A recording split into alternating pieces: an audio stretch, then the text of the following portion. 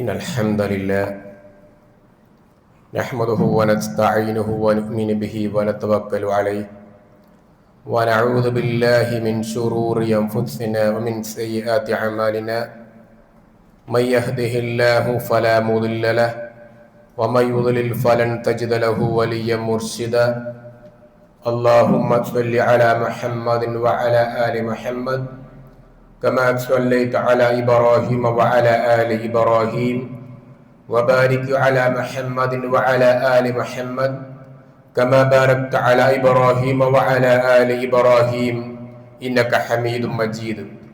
أعوذ بالله من الشيطان الرجيم. يا أيها الناس اتقوا ربكم الذي خلقكم من نفس واحدة وخلق منها زوجها وبث منهما رجالا كثيرا ونساء واتقوا الله الذي تساءلون به والأرحام إن الله كان عليكم رقيبا. يا أيها الذين آمنوا اتقوا الله وقولوا قولا سديدا يصلح لكم أعمالكم ويغفر لكم ذنوبكم ومن يطع الله ورسوله فقد فاز فوزا عظيما. يا أيها الذين آمنوا اتقوا الله حق تقاته ولا تموتن إلا وأنتم مسلمون. أما بعد فإن خير الكلام كلام الله وخير السنن سنن محمد صلى الله عليه وسلم وشر الأمور محدثاتها وكل محدثة بدعة وكل بدعة ضلالة وكل ضلالة في النار. بسم الله الرحمن الرحيم. يا أيها الذين آمنوا إذا نودي للصلاة من يوم الجمعة فاسعوا إلى ذكر الله وذروا البيع ذلكم خير لكم إن كنتم تعلمون. يا أيها الإخوان والأخوات اتقوا الله عباد الله أوصيكم أولا بتقوى الله. ഏറെ സ്നേഹം നിറഞ്ഞ സഹോദരന്മാരെ സഹോദരിമാരെ, അള്ളാഹുവിന്റെ നിയമങ്ങൾ പാലിച്ച് ഖബറിലേക്ക് മടങ്ങേണ്ടവരാണ് നമ്മൾ എല്ലാവരും എന്ന ബോധത്തോടു കൂടി അമലുകളെ പരിപൂർണമായും നിയന്ത്രിക്കണേ എന്ന് ആമുഖമായി ഓർപ്പിക്കുകയാണ്. അള്ളാഹു നമ്മുടെ എല്ലാവരുടെയും ആരോഗ്യവും ഈമാനും മരണം വരെ നിലനിർത്തി തരുമാറാവട്ടെ. സഹോദരന്മാരെ സഹോദരിമാരെ, ഇന്ന് മെയ് 1 നമ്മുടെ നാട്ടിൽ തൊഴിലാളി പ്രസ്ഥാനങ്ങൾക്ക് വേണ്ടി ഉയർത്തെഴുന്നേൽപ്പ് നടത്തുന്നു എന്ന് പറഞ്ഞ് ഒരു കാലഘട്ടത്തിൽ തൊഴിലാളി ദിനമായി പ്രഖ്യാപിക്കുകയും തൊഴിലാളികൾക്ക് വേണ്ടി ശബ്ദിക്കുകയും ചെയ്യുന്നവർ എന്ന രൂപത്തിൽ പലരും പ്രവർത്തിച്ചു വരുന്നു. തൊഴിലാളി ദിനത്തിന് പത്രമാധ്യമങ്ങളും മീഡിയകളും പ്രകടനങ്ങളും മാർച്ചുകളും ചർച്ചകളും ഒക്കെ നമ്മൾ കാണുമ്പോൾ എന്താണ് ഇസ്ലാമിന് ഈ വിഷയത്തിൽ പങ്കുവെക്കാനുള്ളത് എന്ന് ഒരു മുസ്ലിം എന്നുള്ള രൂപത്തിൽ നാം ഉൾക്കൊള്ളേണ്ടതും അറിയേണ്ടതും നിർബന്ധമാണ്. നമുക്കറിയാം, ഇസ്ലാം തൊഴിലിനെ കുറിച്ച് പറഞ്ഞപ്പോ ഇസ്ലാം പറഞ്ഞത് വിശ്വാസികളോട് പണിയെടുക്കണം എന്നാണ്. അവനവന്റെ കൈകൊണ്ട് അധ്വാനിച്ച് കഴിക്കണം എന്ന് ഇസ്ലാം പഠിപ്പിച്ചു. അതിന്റെ ഭാഗമായി പണി ഒഴിവാക്കണം എന്ന് പറഞ്ഞത് ജുമുഅ വിഷയത്തിൽ മാത്രമാണ്. ജുമുഅക്ക് വരുമ്പോ കച്ചവടമൊക്കെ നിർത്തി പണിയൊക്കെ നിർത്തി നേരത്തെ ജുമുഅക്കെത്തണം. പക്ഷേ ജുമുഅ കഴിഞ്ഞ ഉടനെ നിങ്ങൾ വീണ്ടും അതുപോലെ പോകണം എന്ന് പഠിപ്പിച്ചു. ഫഇദാ ഖുദിയത്തിസ് സ്വലാത്തു ഫന്തശിറു ഫിൽ അർദ് വബ്തഗു മിൻ ഫദ്ലില്ലാഹ്. ജോലിയെ കുറിച്ച് ഖുർആൻ പറഞ്ഞത് ഫദ്ല് എന്നാണ്. ഞാൻ ഓതി വെച്ചത് സൂറത്തുൽ ജുമുഅയിലെ 9-ാമത്തെ ആയത്താണ്. അല്ലയോ ഈമാനുള്ളവരെ, നിസ്കാരത്തിലേക്ക് വിളിച്ചാൽ, ജുമുഅക്ക് വിളിച്ചാൽ, അല്ലാഹുവിന്റെ ദിക്റിലേക്ക്, ഖുതുബയിലേക്ക്, ജുമുഅയിലേക്ക് നിങ്ങൾ പോകണം. എങ്ങനെ പോകണം? വദറുൽ ബൈഅ, കച്ചവടം ഒഴിവാക്കിക്കൊണ്ട് പോകണം എന്നാണ്. ഒരുപാട് വിശദീകരിക്കേണ്ടതാണ്. തൊഴിലിനെ കുറിച്ച് മാത്രം പറയേണ്ടതുകൊണ്ട് എന്തുകൊണ്ട് കച്ചവടത്തെ പറഞ്ഞു എന്നുള്ള ഭാഗം തൽക്കാലം വിശദീകരിക്കുന്നില്ല. നമ്മൾ അധ്വാനിക്കണം. അധ്വാനത്തെ കുറിച്ച് പറഞ്ഞപ്പോ കച്ചവടത്തെ കുറിച്ച് നബി സല്ലല്ലാഹു അലൈഹി വസല്ലം പഠിപ്പിച്ചത് ബൈഉൻ മബ്റൂർ എന്നാണ്. മബ്റൂർ എന്നുള്ള പദം നാം കേട്ടത് ഹജ്ജിനെ കുറിച്ചാണ്. ഹജ്ജിനെ കുറിച്ച് പറയപ്പോ ഹജ്ജുൻ മബ്റൂർ എന്ന ഹദീസിൽ വിശദീകരിച്ചിട്ടുണ്ട്. മബ്റൂർ എന്ന പദം 2 നേരങ്ങളിലാണ്, 2 സ്ഥലങ്ങളിലാണ് ഹദീസിൽ വന്നത്. ഒന്ന് ഹജ്ജിനെ കുറിച്ചാണ്, 2 കച്ചവടത്തെ കുറിച്ചാണ്. അപ്പോ ഹജ്ജുൻ മബ്റൂർ എന്ന് പറഞ്ഞതുപോലെ ബൈഉൻ മബ്റൂർ എന്ന് പറഞ്ഞു. മാത്രല്ല കച്ചവടത്തെ ഒരുപാട് പ്രൊമോട്ട് ചെയ്തിട്ടുണ്ട് ഇസ്ലാം, ഒരുപാട് പുകഴ്ത്തിയിട്ടുണ്ട് ഇസ്ലാം. അതിൽ കച്ചവടത്തെ കുറിച്ച് പറഞ്ഞപ്പോ താജിറുൻ അമീൻ എന്ന് പറഞ്ഞു. വിശ്വസ്തനായ കച്ചവടക്കാരൻ. വിശ്വസ്തനായ കച്ചവടക്കാരനെ കുറിച്ച് പറഞ്ഞത് അവൻ നബിമാരുടെയും സിദ്ദീഖുകളുടെയും ശുഹദാക്കളുടെയും കൂടെയായിരിക്കും എന്ന് ഹദീസിൽ പരാമർശം കാണുന്നുണ്ട്. അപ്പൊ കച്ചവടത്തെ ആ രൂപത്തിൽ വിശദീകരിച്ചു. അപ്പൊ കച്ചവടം മാത്രമല്ല, ഏതൊരു ജോലിയും ചെയ്യേണ്ടതുണ്ട് എന്നാണ്. നമ്മുടെ സമൂഹത്തിൽ ഒരു കാലഘട്ടത്തിൽ ഉച്ചനീചത്വങ്ങൾ ഉണ്ടായിരുന്നു. ഇന്ന ജോലി മോശം, ഇന്ന ജോലി നല്ലത്, ഇന്ന ജോലി ചെയ്തവനെ കല്യാണം കഴിപ്പിക്കാൻ പാടില്ല, ഇന്ന ജോലിയുള്ളവളെ അവളുടെ ഉപ്പ ഇന്ന ജോലിയാണെങ്കിൽ ആ ജോലിക്കാരൻ തന്നെ വേണം. ഇങ്ങനെ അയിത്തങ്ങളും ഉച്ചനീചത്വങ്ങളും ചില സമുദായങ്ങളിലും സമൂഹങ്ങളിലും ഉണ്ടായിരുന്നു. ഭക്തിത്തങ്ങളെ പോലെയുള്ള മുൻകാല നവോത്ഥാന നായകന്മാർ, അതേപോലെ ഹൈന്ദവ സമൂഹത്തിലും ഒരുപാട് നവോത്ഥാന നായകന്മാർ ഇത്തരം അയിത്തങ്ങൾക്കും നീചത്വങ്ങൾക്കും എതിരെ പ്രവർത്തിച്ചിരുന്നു. എന്നാൽ ഇസ്ലാമിന്റെ കാഴ്ചപ്പാട് എന്താണ്? ഒന്ന്, അമ്പിയാക്കന്മാരൊക്കെ എല്ലാ അമ്പിയാക്കന്മാരും ജോലി ചെയ്തവരായിരുന്നു. നമുക്കറിയാം ദാവൂദ് നബി അലൈഹിസ്സലാമിനെ കുറിച്ച് പറഞ്ഞപ്പോ നബി സല്ലല്ലാഹു അലൈഹി വസല്ലം പഠിപ്പിച്ചത് മാ അകല അഹദുൻ തആമൻ ഖൈർ മിൻ അൻ യഅകുല ബിഹി അമല ബിഹി, അവനവൻ അധ്വാനിച്ച് തിന്നുന്നതാണ് നല്ലത് എന്ന് പറഞ്ഞ കൂട്ടത്തിൽ പറഞ്ഞു ദാവൂദ് നബി അലൈഹിസ്സലാം കാന ലാ യഅകുലു ഇല്ലാ അൻ അമല യദഹു, അദ്ദേഹം തന്റെ കൈകൊണ്ട് അധ്വാനിച്ചതല്ലാതെ അദ്ദേഹം ഭക്ഷിച്ചിരുന്നില്ല എന്നാണ്. എന്താണ് ദാവൂദ് നബിയെ പ്രത്യേകം എടുത്തു പറയാനുണ്ടായിരുന്ന കാരണം? ഒരുപാട് നബിമാരുണ്ടായിട്ട്, 1,00,000-ലധികം അമ്പിയാക്കന്മാരുണ്ടായിട്ട് എന്താണ് നബി സല്ലല്ലാഹു അലൈഹി വസല്ലമ ദാവൂദ് നബിയുടെ പേര് മാത്രം ഈ വിഷയത്തിൽ എടുത്തു പറഞ്ഞത്? ഒരാവർത്തി നാം ആലോചിക്കേണ്ടതാണ്. നിരവധി കാരണങ്ങളിൽ ഒരു കാരണം അദ്ദേഹം രാജാവായിരുന്നു. രാജാവ് എന്ന് പറഞ്ഞാൽ വിശദീകരിക്കേണ്ട ആവശ്യമില്ലല്ലോ. അപ്പൊ രാജാവായിട്ട് പോലും അദ്ദേഹം അധ്വാനിച്ചിരുന്നു. മറ്റൊന്ന്, അദ്ദേഹം നബിയായിരുന്നു. നബിയായിട്ട് പോലും പ്രവാചകനായിട്ട് പോലും അധ്വാനിച്ചിരുന്നു. മറ്റൊന്ന്, അദ്ദേഹം സാമ്പത്തികമായി ദരിദ്രനായിരുന്നില്ല. ദരിദ്രനല്ലായിരുന്നിട്ട് പോലും അദ്ദേഹം അധ്വാനിച്ചിരുന്നു.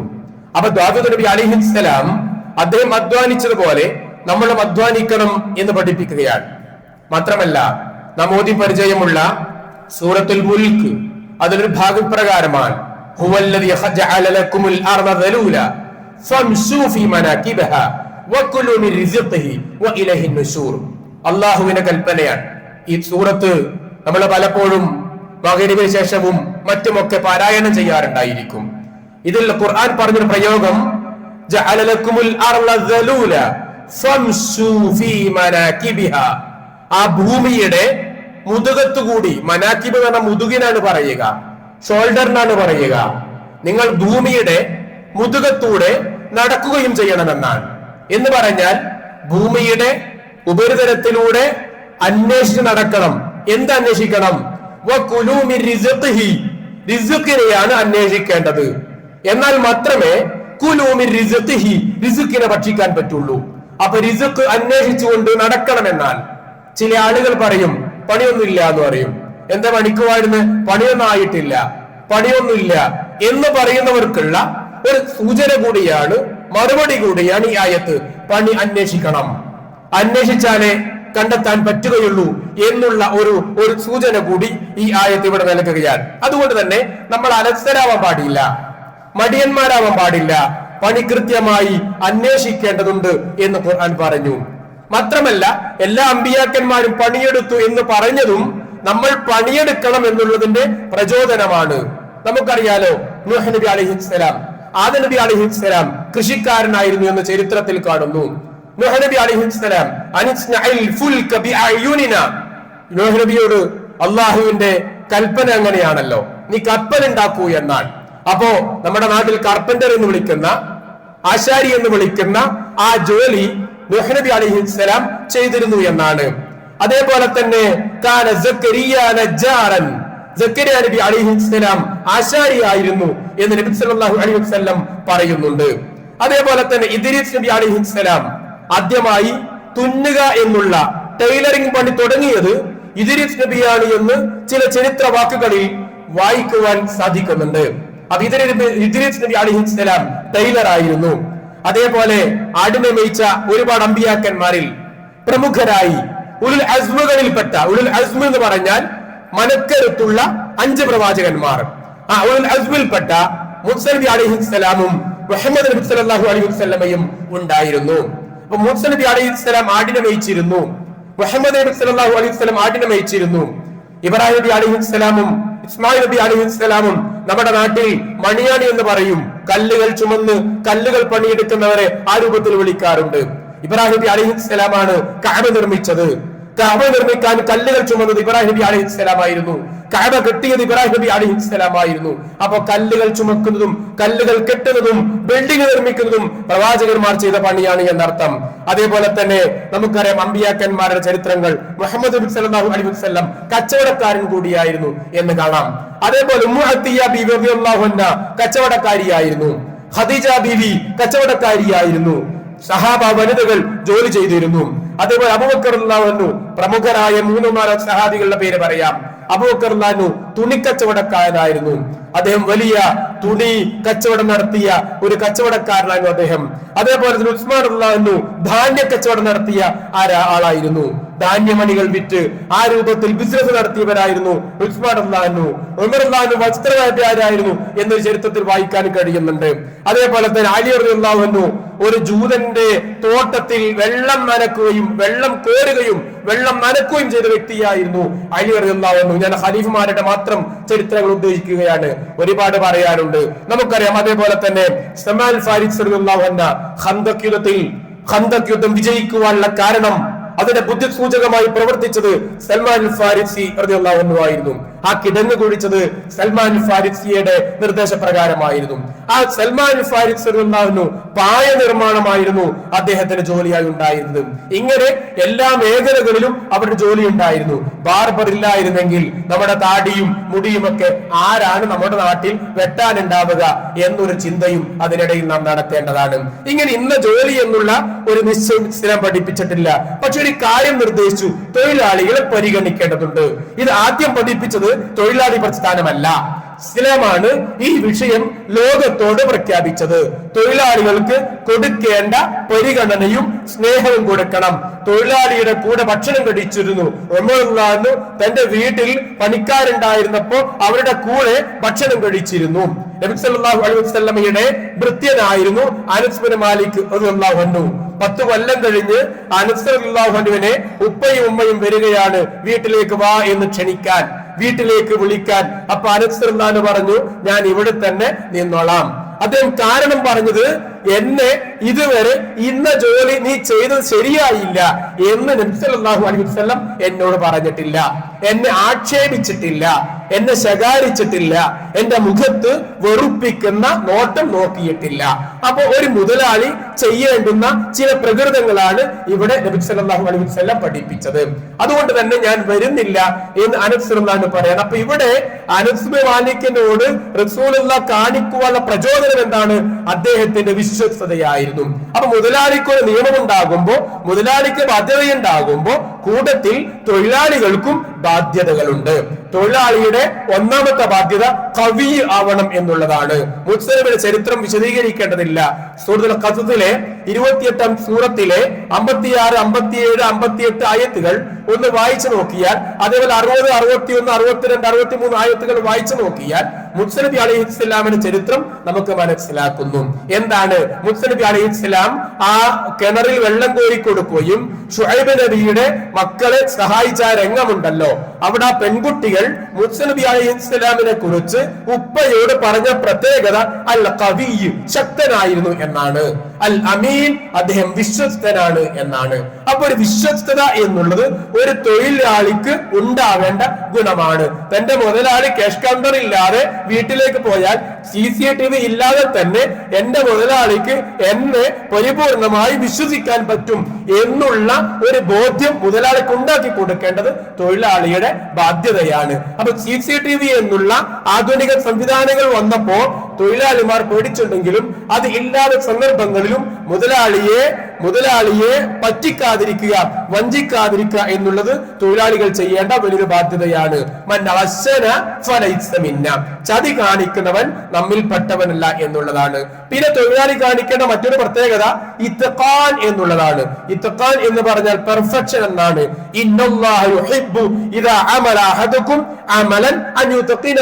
ഇത്ഖാൻ കാണിക്കുന്നവരെ അള്ളാഹുവിന് ഇഷ്ടമാണ് എന്ന് പറഞ്ഞു. പെർഫെക്ഷൻ, അതിനപ്പുറം വേറെ വിശദീകരിക്കേണ്ടതില്ല എന്നാണ് എനിക്ക് തോന്നുന്നത്. അപ്പൊ പെർഫെക്ഷൻ ഉള്ളവരെ അള്ളാഹുവിന് ഇഷ്ടമാണ് എന്ന് പറഞ്ഞു. പിന്നെ നാലാമതായി അറിയുന്ന ജോലി ചെയ്യണം.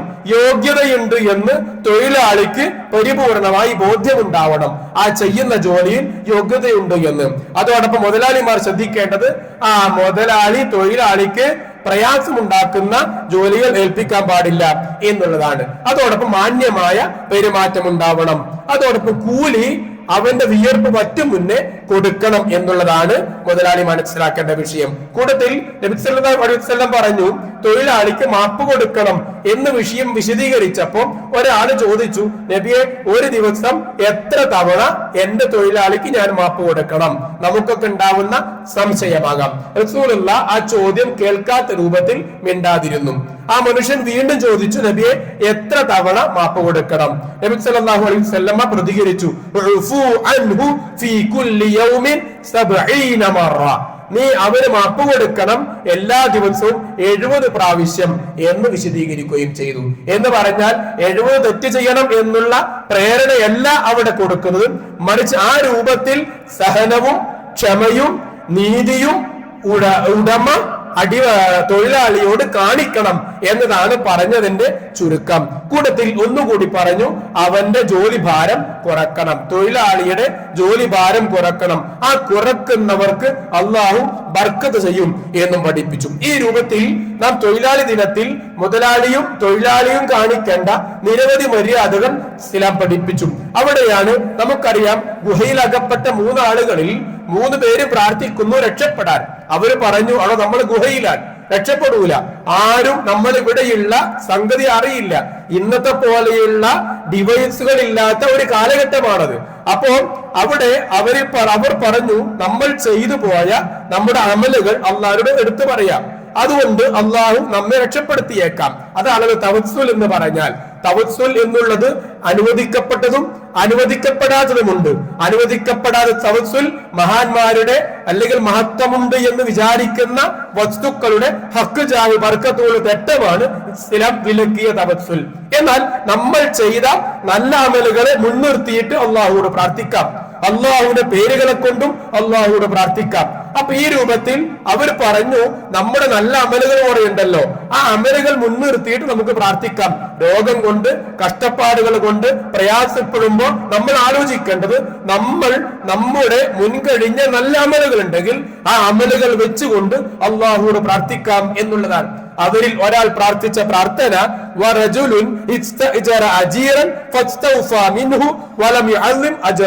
അള്ളാഹുവേ, ഞാന് കൂലിക്ക് കുറെ ആളുകൾ വിളിച്ചിരുന്നു, അവരൊക്കെ പണിയെടുത്തു, കൂലി വാങ്ങി തിരിച്ചു പോയി. ഒരാള് മാത്രം കൂലി വാങ്ങിയില്ല. അവൻ കുറെ കാലം കഴിഞ്ഞു തിരിച്ചു വന്നു, എന്നിട്ട് പറഞ്ഞു, ഇത്ര കൊല്ലം മുന്നേ ഞാൻ പണിയെടുത്തിരുന്നു, അന്ന് ഞാൻ കൂലി വാങ്ങിയില്ല എന്ന് പറഞ്ഞപ്പോ ഞാൻ പറഞ്ഞു, ഈ കാണുന്ന ആടുകൾക്ക് ഉണ്ടല്ലോ, ഇത് നിന്റെ കൂലിയാണ് എന്ന് പറഞ്ഞു. അയാള് പറഞ്ഞു, നിങ്ങൾ എന്നെ കളിയാക്കുകയാണോ എന്ന് ചോദിച്ചു. ഞാൻ പറഞ്ഞു, അല്ല, നിങ്ങൾ ആ കാര്യം ഞാൻ വിശദീകരിച്ചു. നിങ്ങൾ കൂലി വാങ്ങാതെ പോയപ്പോ ആ സമ്പത്ത് കൊണ്ട് ഒരു ആടിനെ വാങ്ങുകയും ആ ആടാണ് ഇങ്ങനെ പെരുത്തു നിൽക്കുന്ന ആട്ടിൻപറ്റങ്ങളായി മാറിയത് എന്ന് പറഞ്ഞു. അങ്ങനെ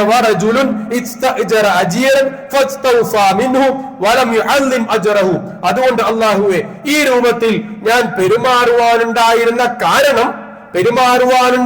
കാരണം നിന്റെ പ്രതിഫലം മാത്രമാണ് എന്ന് പ്രാർത്ഥിച്ച പ്രാർത്ഥനയിൽ നമുക്കുള്ള ഗുണപാഠം ഒരു മുതലാളിയുടെ മാന്യതയാണ്. എത്ര വർഷം കഴിഞ്ഞു എന്നുള്ളതല്ല, എത്ര നാളുകൾ കഴിഞ്ഞു എന്നുള്ളതല്ല, ഒരു മനുഷ്യന് കൊടുക്കേണ്ടത് കൃത്യമായി കൊടുത്തിരിക്കണം എന്നുള്ള നിർദ്ദേശം കൂടി ഇവിടെ നമുക്ക് പഠിപ്പിക്കാം. ഇവിടെ അതുകൊണ്ട് തന്നെ തൊഴിലാളി പ്രസ്ഥാനം എന്നുള്ള പേരിൽ ഇസ്ലാമാണ് ആദ്യമായി ശബ്ദമുയർത്തിയത് എന്ന് നമ്മൾ മനസ്സിലാക്കുക. അല്ലാഹു തൗഫീഖ് നൽകുമാറാവട്ടെ.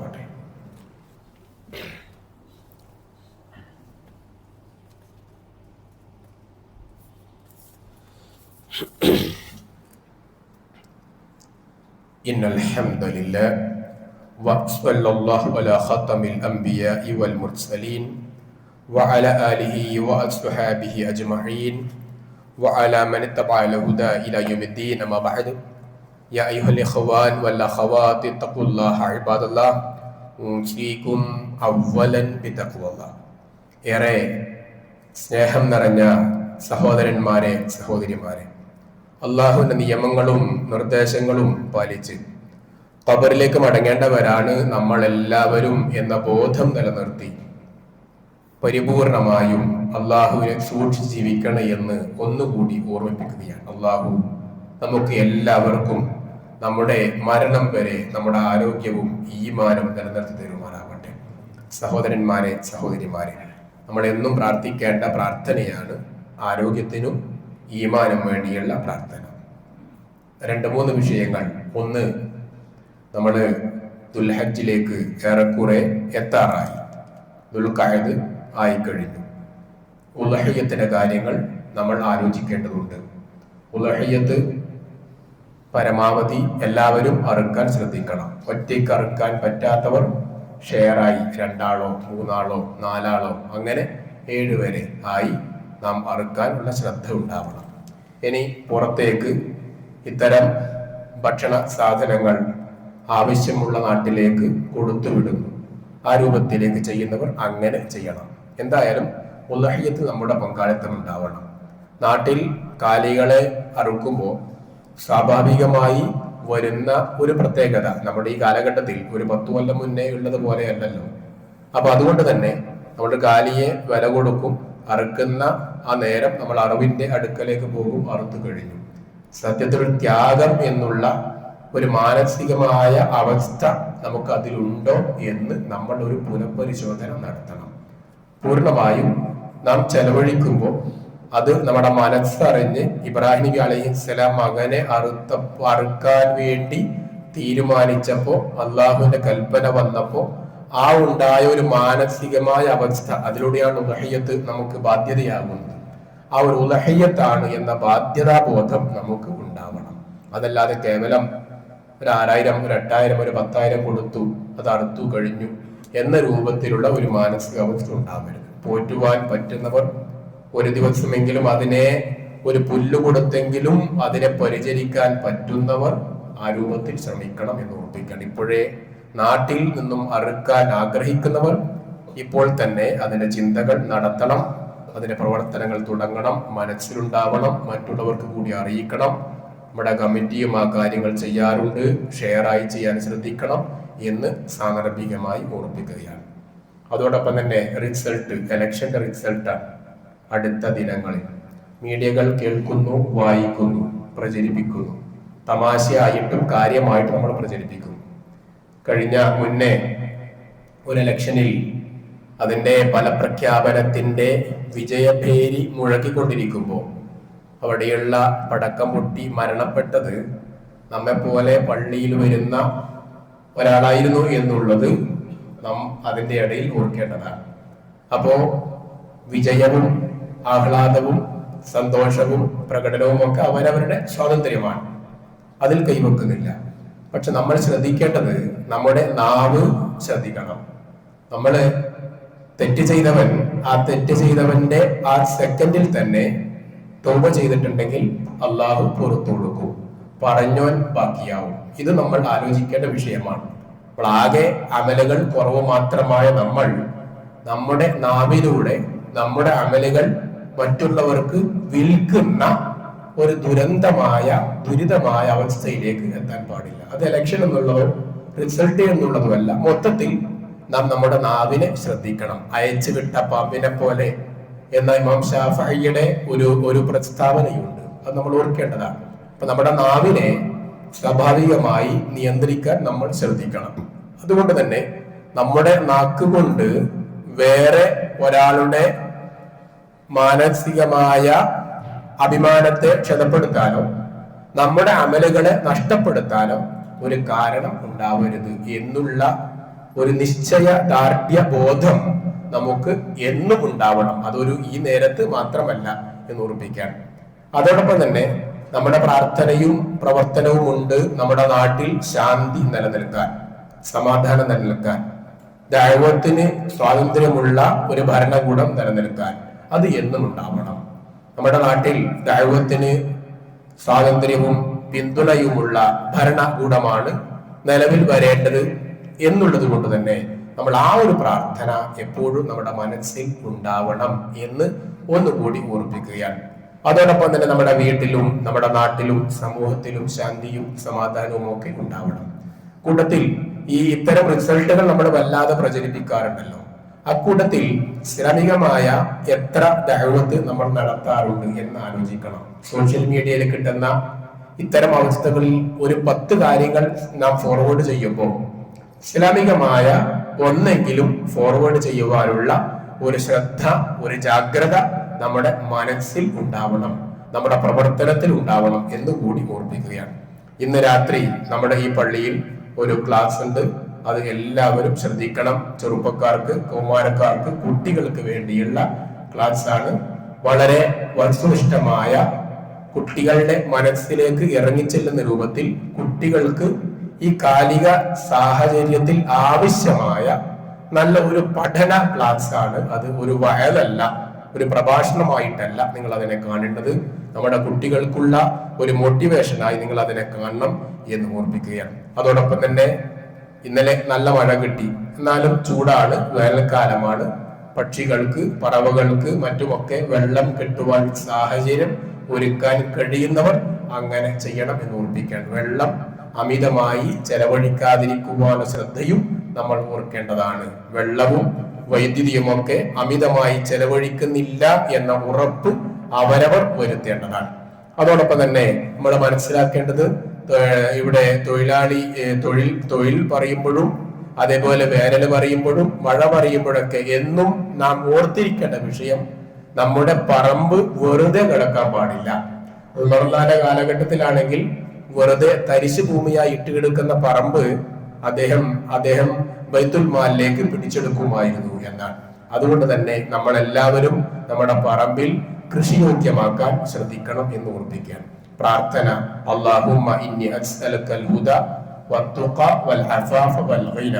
നമ്മുടെ മനസ്സിലുണ്ടാകുന്ന സംതൃപ്തിയാണ് ഗിന. അല്ലാഹുവേ, ഞാൻ ഹിദായത്തിനെ ചോദിക്കുന്നു, മാപ്പിനെ ചോദിക്കുന്നു, തഖ്വയെ ചോദിക്കുന്നു, വൽ ഗിന, സംതൃപ്തിയെ, ഐശ്വര്യത്തെ, അഭിവൃദ്ധിയെയും ചോദിക്കുന്നു. എത്ര അധ്വാനിച്ചിട്ടും കാര്യമില്ല, മനസ്സിന് സംതൃപ്തി ഇല്ലെങ്കിൽ വേറൊരാളുടെ മുഖത്ത് നോക്കി ചിരിക്കാൻ കഴിയില്ല. മനസ്സിന് സംതൃപ്തി ഇല്ലെങ്കിൽ ഉറക്കം കിട്ടൂല. മനസ്സിന് സംതൃപ്തി ഇല്ലെങ്കിൽ നല്ല രൂപത്തിൽ പെരുമാറാൻ കഴിയില്ല. മനസ്സിന് സംതൃപ്തി ഇല്ലെങ്കിൽ ആസ്വദിച്ച് ഭക്ഷണം കഴിക്കാൻ കഴിയില്ല.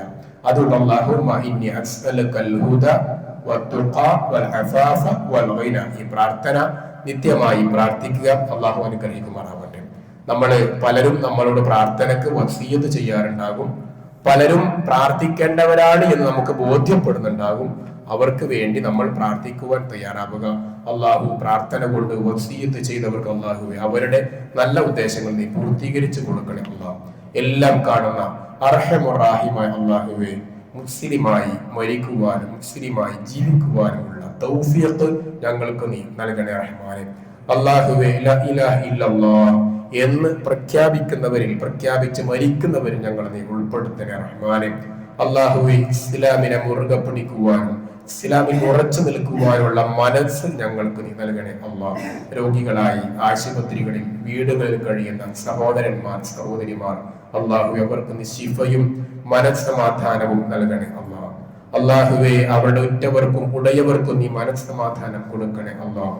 اللهم اغفر للمؤمنين والمؤمنات والمسلمين والمسلمات الأحياء منهم والأموات اللهم أجرنا من النار اللهم أجرنا من النار اللهم أجرنا وأجر والدينا من النار اللهم أعز الإسلام والمسلمين ربنا آتنا في الدنيا حسنة وفي الآخرة حسنة وقنا عذاب النار والحمد لله رب العالمين وصلى الله على خاتم الأنبياء والمرسلين وعلى آله وأصحابه أجمعين.